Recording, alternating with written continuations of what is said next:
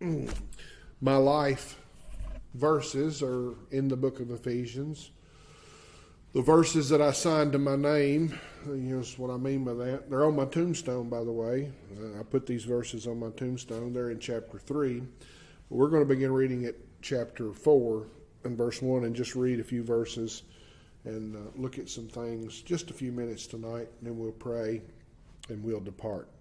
Verse 1, I therefore, a prisoner for the Lord, urge you to walk in a manner worthy of the calling to which you have been called, with all humility and gentleness, with patience, bearing with one another in love, eager to maintain the unity of the Spirit in the bond of peace. There is one body and one Spirit, just as you were called to the one hope that belongs to your call, one Lord, one faith, one baptism, one God and Father of all, who is over all and through all and in all. And we'll stop there, and we're going to look at some things primarily in the first 3 verses for just a little bit tonight.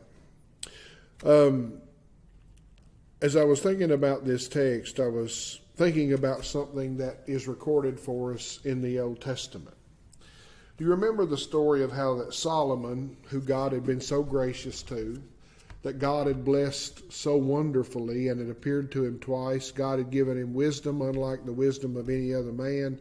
God had blessed him with riches, and God had blessed him with honor and glory, earthly glory.